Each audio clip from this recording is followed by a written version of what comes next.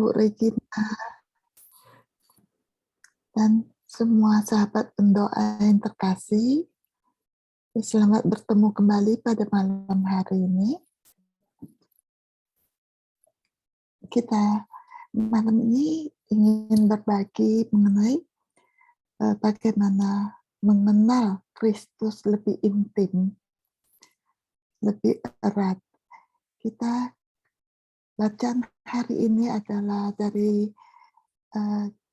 Rasul Yohanes bab 14 ayat 21 sampai 26. Tapi kita baca yang perlu aja ya. Barang siapa memegang perintahku dan melakukannya, dialah yang mengasihi aku. Dan barang siapa mengasihi aku, ia akan dikasihi oleh Bapakku, dan aku pun akan mengasihi dia, dan akan menyatakan diriku kepadanya. Yudas yang bukan Iskariot berkata kepadanya, Tuhan, apakah sebabnya maka engkau hendak menyatakan dirimu kepada kami dan bukan kepada dunia? Jawab Yesus, jika seorang mengasihi aku, ia akan menuruti firman-Ku, dan Bapakku akan mengasihi dia, dan kami akan datang kepadanya dan diam bersama-sama dengan dia.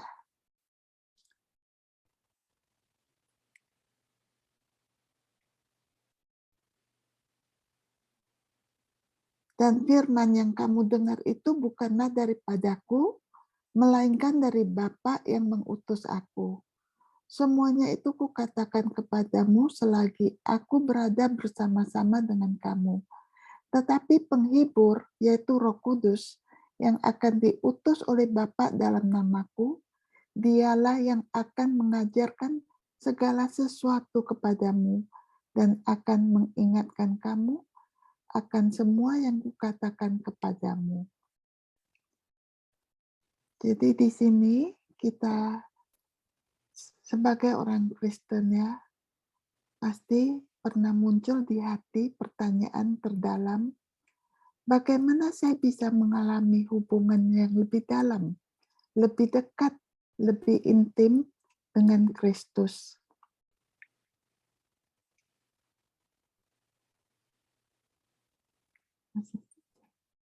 Sebaliknya, pernahkah kita bertanya pada diri sendiri, kenapa dan bagaimana kita bisa mengimani dan menerima Yesus Juru Selamat kita, di mana kita telah memasuki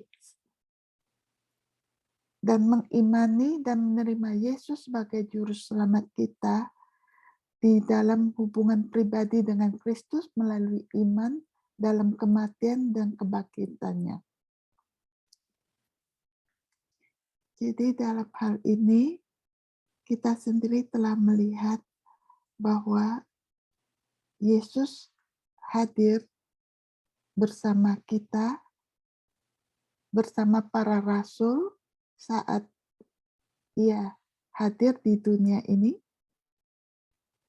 melalui Bunda kita yang terkasih, Bunda Maria, yang telah memberikan kelahirannya Yesus melalui dirinya yang tanpa noda.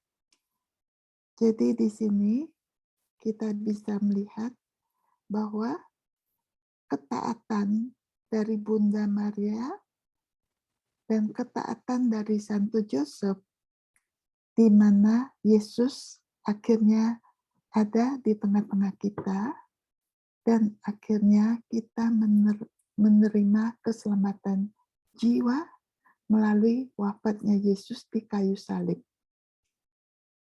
Jadi ketaatan dari awal telah diperlihatkan kepada kita semua dari bagaimana cara Bunda Maria mengatakan iya kepada pesan malaikat Gabriel kepada dirinya, bagaimana Santo Joseph mengambil Bunda Maria untuk menjadi ayah dari Yesus, di mana saat itu Bunda Maria telah mengandung dari Roh Kudus, dan semua ketidakpastian itu ada dari ketaatan mereka berdua.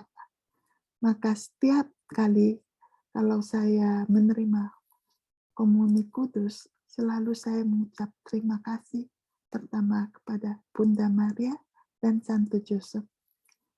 Karena merekalah maka kita ada Yesus yang hadir di tengah-tengah kita untuk menyelamatkan kita dari segala dosa-dosa maut. Nah, itu akhirnya itu yang dikatakan jika kita memiliki perintah-perintahnya dan menjaga dengan mematuhinya, baik Bapa dan Yesus akan mencintai kita. Dan Yesus berjanji bahwa Ia akan mengungkapkan dirinya kepada kita. Dan selanjutnya, baik Bapa maupun Putra akan membuat rumah mereka bersama kami. Dan kita akan memiliki hidup kekal bersama Allah Tritunggal di surga. Jadi dari ketaatan itu dari awal telah terlihat Bunda Maria, Santo Yusuf, dan diri Yesus sendiri taat sampai akhir wafatnya di kayu salib. Itu telah memberikan kita contoh yang begitu bagus karena Yesus hadir di dunia sebagai inkarnasi di mana dia menjelma menjadi manusia, putra Allah. Jadi dalam hal ini kunci untuk mengetahui Kristus lebih dalam adalah dengan mematuhi firman-Nya. Jadi Tuhan menciptakan kita untuk persatuan dan persekutuan satu sama lain. Ketika kita tidak memiliki keintiman atau harmoni apapun dengan seseorang yang kita cintai, kita akan berantakan. Jadi hidup kita itu harus ada hubungan yang harmoni antara satu dengan yang lain. Seperti dalam hidup keluarga, antara orang tua dengan anak, antara pasangan suami istri, antara saudara dengan saudara, dan oleh sebab itu, bagi yang terpanggil untuk hidup di dalam berkeluarga, pada umumnya semuanya mempunyai hubungan yang bagus karena ada sifat kekeluargaan. Tetapi bagi para imam, para suster, mereka juga mempunyai komunitas, dan yang terpenting adalah bagaimana hubungan pribadi kita dengan Yesus. Itu adalah kuncinya. Jadi dalam buku hariannya Santa Faustina, sering berbicara tentang bagaimana Kristus mengundang kita ke dalam keintiman yang mendalam dengannya. Dia pernah mengatakan seperti ini kepada Santa Faustina, ya, Yesus mengatakan kepada Santa Faustina dalam catatan buku hariannya nomor 1107, baik rahmat atau wahyu atau pengangkatan atau hadiah yang diberikan kepada jiwa tidak membuatnya sempurna, melainkan persatuan intim jiwa dengan Tuhan. Jadi kesatuan mesra jiwa itu dengan Allah. Jadi karunia-karunia itu hanyalah sekedar hiasan bagi jiwa, bukan hakikat atau kesempurnaannya. Jadi kesucian dan kesempurnaanku ada pada kesatuan erat antara kehendakku dan kehendak Allah. Allah tidak pernah memperkosa kehendak bebas kita. Kita mau menerima rahmat Allah atau tidak, terserah sepenuhnya pada kita. Kita akan bekerja sama dengan rahmat Allah atau tidak, juga terserah pada kita. Jadi Tuhan selalu memberi kita kebebasan. Jadi rahmat yang kita terima itu pilihan kita sendiri. Jadi dalam hal ini, Suster Faustina membuat catatannya, beberapa suster yang tidak puas di biara. Suster Faustina percaya bahwa dia seharusnya tidak berhubungan intim dengan Tuhan. Di dalam buku harian nomor 133. Pada suatu hari, salah seorang muda yang sudah lanjut usia memanggilku. Seolah-olah halilintar di siang bolong menyambar kepalaku. Sedemikian dahsyat sehingga aku bahkan tidak dapat mengerti apa yang sedang ia katakan.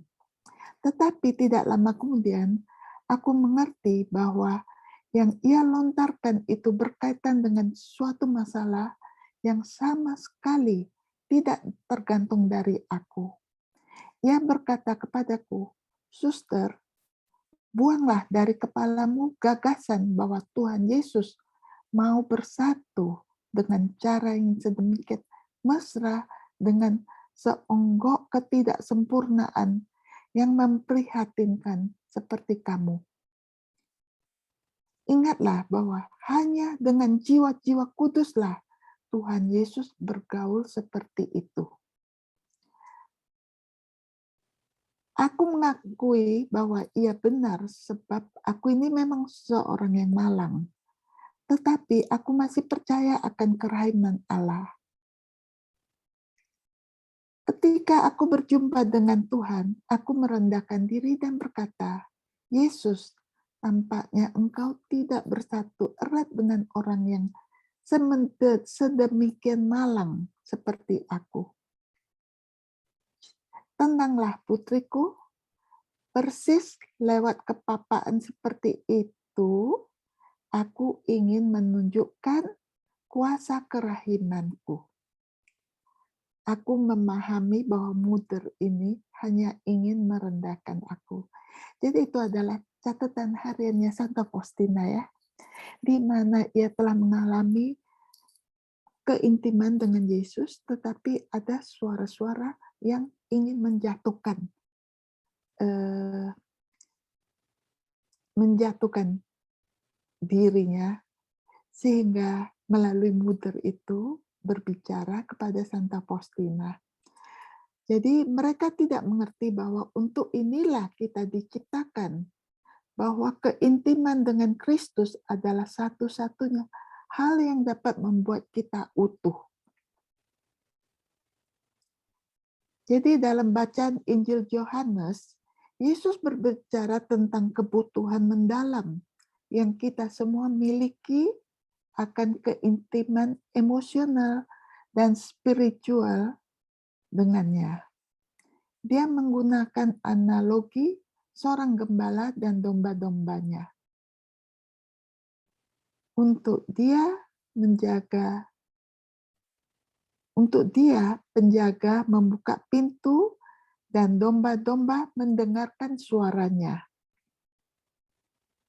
Dan ia memanggil domba-dombanya masing-masing menurut namanya dan menuntunnya keluar.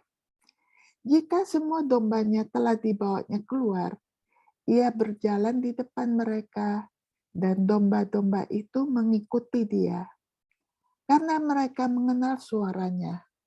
Tetapi seorang asing pasti tidak mereka ikuti, malah mereka lari daripadanya, karena suara orang-orang asing tidak mereka kenal. Jadi bacaan dari Injil Yohanes bab 10 ayat 3-5. Nah, yang kedua, domba mempercayai gembalanya. Dia bersama mereka sepanjang waktu, memanggil mereka dengan nama, dan menjaga mereka dari binatang buas dan pencuri. Mereka sangat mengenal dia sehingga mereka mengenali suaranya.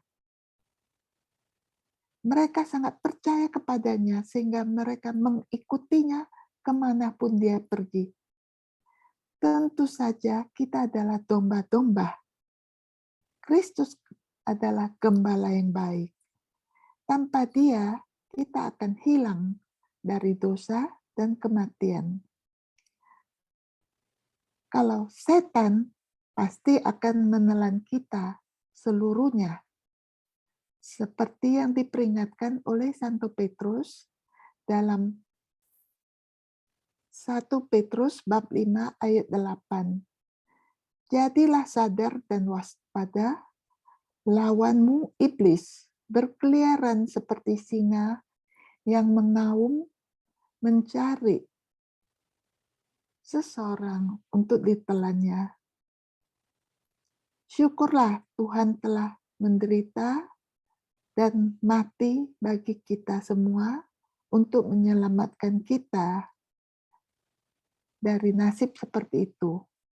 Dia merendahkan dirinya untuk memulihkan kita kepada kekudusan. Santa Faustina berkata di buku catatan hariannya nomor 1523, saya sangat takjub bahwa Tuhan akan memiliki hubungan yang begitu intim dengan makhluknya.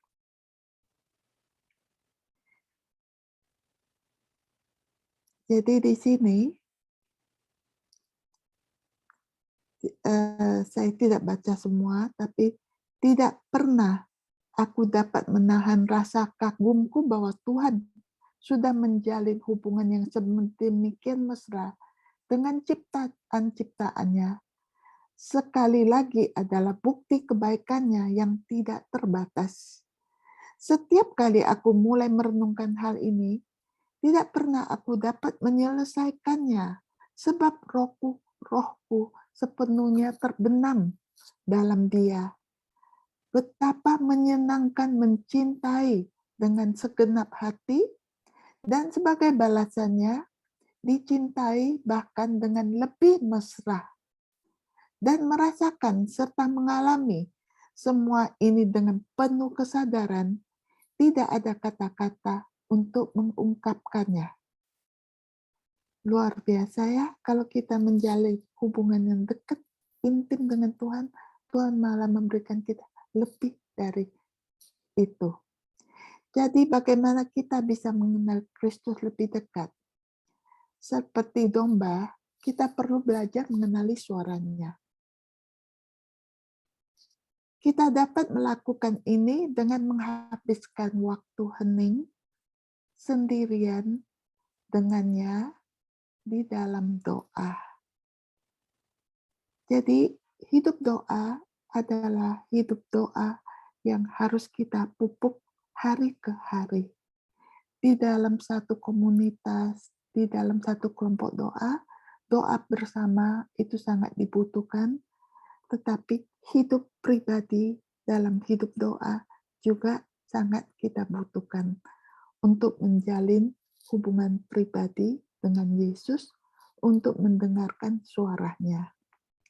Semakin banyak waktu yang kita habiskan bersama Dia, semakin kita bersembunyi di dalam Dia dan membiarkan Dia melindungi kita dari dosa. Semakin banyak keintiman yang kita miliki dengan Dia. Jadi dengan semakin banyak waktu kita habiskan bersama Tuhan, kita semakin peka akan kehidupan kelemahan kita yang bisa menjatuhkan kita di dalam dosa. Jadi kita bisa membebaskan diri kita dari dosa karena ada hubungan yang intim dengan Tuhan.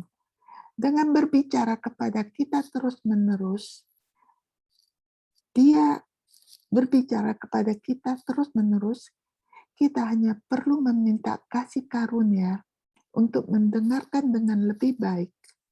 Dan ketika kita benar-benar mendengar suaranya, kita perlu mengikuti apa yang Dia katakan. Jadi kita harus taat dan patuh pada apa yang dikatakannya. Tentunya sering kita dapat bacaan dari suara-suara Tuhan melalui bacaan dari Alkitab, ayat-ayat suci dari Alkitab. Saat kita berdoa, kita akan diberi petunjuk membaca ayat keberapa, bagaimana. Dan itu akan diberikan kepada kita dengan mendengar atau membuka langsung dengan tangan kita melalui doa kepada tuntunan kuasa Roh Kudus. Pada akhirnya semakin dekat kita dengan Kristus, semakin kita akan melihat bahwa kita memiliki Dia. Kita tidak akan pernah benar-benar tersesat. Jadi sikap mendengarkan suara Tuhan adalah didasarkan dari sikap percaya. Sikap percaya itu adalah sesuatu yang harus kita miliki. Tanpa kita percaya, bagaimana kita bisa dengar suara Tuhan? Bagaimana kita percaya kalau Tuhan itu mengasihi kita? Bagaimana kita percaya kalau Tuhan itu menuntun kita di dalam jalan yang benar, kalau kita tidak percaya kepadanya? Jadi berdasarkan percaya ini, kita harus mengalami kasih Tuhan terlebih dahulu dengan melihat kematiannya di kayu salib, penyelamatan untuk kita, untuk mendapatkan hidup kekal di surga. Oleh sebab itu, dengan percaya, kata kepercayaan dalam hidup spiritualnya Santa Faustina menandakan sikap manusia terhadap Allah. Ingat di dalam image-nya Yesus kerahiman ilahi, kan ada tertulis di bawah kaki Yesus, Yesus, I trust in you, Yesus, engkau andalanku. Itu adalah tanda tangannya Yesus sendiri, di mana Yesus memerintahkan, meminta Santa Faustina untuk melukis dan menuliskan tanda tangannya sendiri di bawah gambar image-nya Yesus kerahiman itu dengan kata-kata Yesus, I trust in you. Yesus, saya percaya padamu. Kepercayaan adalah respon pertama manusia untuk mengetahui dan mengalami kasih sayang yang penuh perhatian terhadap Tuhan. Kata ini di dalam tulisan itu ya, di bawah gambar Yesus itu memiliki konten yang luar biasa kaya karena menandakan tidak hanya iman akan keberadaan Tuhan pada kemahakuasaannya, pada kebenaran yang diungkapkan melaluinya, tetapi juga menunjukkan sikap merangkul semua manusia terhadap Tuhan, yang mengungkapkan pemenuhan kehendak Tuhan terkandung dalam perintah-perintah, dalam tugas keadaan hidup kita, serta dalam ilham Roh Kudus yang diakui. Jadi dalam tulisan-tulisan Suster Faustina, kepercayaan identik dengan konsepsi Alkitabiah tentang iman, sehingga berarti menyerahkan hidup sendiri kepada Tuhan sebagai Bapa terbaik yang tidak menginginkan apapun selain kebahagiaan dunia dan hidup kekal manusia. Kehendak Tuhan seperti yang sering dikatakan Suster Faustina adalah bagi kita belas kasih itu sendiri. Penggenapan kehendak Tuhanlah yang merupakan ukuran konkret dari kepercayaan kepada Tuhan.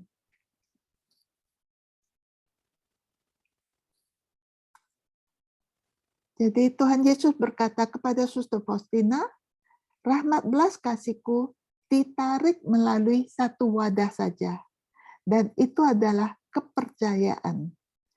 Semakin jiwa percaya, semakin banyak yang akan diterimanya. Jiwa-jiwa yang percaya tanpa batas adalah penghiburan yang luar biasa bagiku, karena aku mencurahkan semua harta rahmatku ke dalam mereka. Aku bersuka cita karena mereka meminta banyak, karena keinginanku untuk memberi banyak, sangat banyak. Di sisi lain, aku sedih ketika jiwa meminta sedikit, ketika mereka menyempitkan hati mereka. Dalam catatan harian nomor 1578. Jadi, sikap percaya memiliki karakter dinamis dan dalam di kehidupan Suster Faustina menghasilkan pertumbuhan yang berkelanjutan hingga penyerahan diri sepenuhnya kepada Tuhan dalam semua dimensi kehidupan. Jadi, untuk mengembangkan sikap percaya, Suster Faustina menggunakan cara yang sangat sederhana, biasa, dan dapat diakses oleh semua orang, seperti pengembangan iman, harapan, cinta, kerendahan hati, dan penyesalan.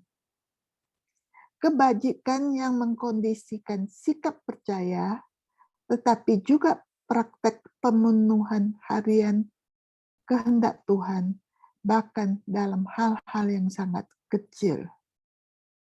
Intinya adalah dia menggunakan secara konsisten, dan ini sering membutuhkan semangat yang besar, radikalisme, dan keuletan dalam melawan sifat manjanya.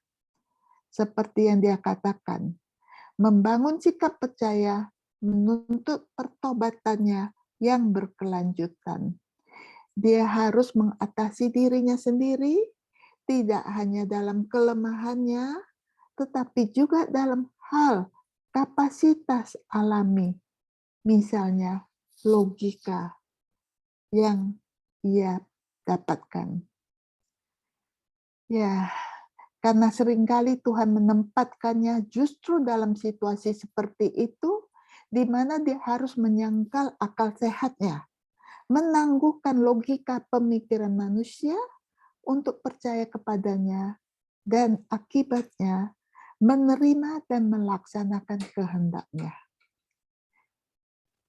Jadi di sini Tuhan Yesus sangat menghargai upaya Suster Faustina untuk mengembangkan sikap percaya dengan mengatakan, kamu memiliki hak yang besar dan tidak dapat dipahami oleh hatiku karena kamu adalah putri kepercayaan penuh.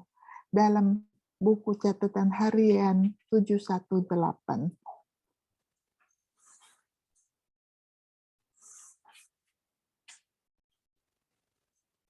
Jadi, saya kira waktu kita udah cukup ya, udah selesai. Sehingga untuk lanjutnya mungkin bisa disambung di hari lain ya. Ya, jadi inilah sikap percaya kita adalah salah satu bagian yang membuat kita bisa menjadi intim dengan Tuhan Yesus dalam sikap berdoa seperti yang telah diungkapkan tadi. Saya kira untuk sampai malam ini di sini dulu. Terima kasih. Saya kembalikan kepada Ibu Anita. Terima kasih Ibu Cynthia atas renungannya yang begitu luar biasa.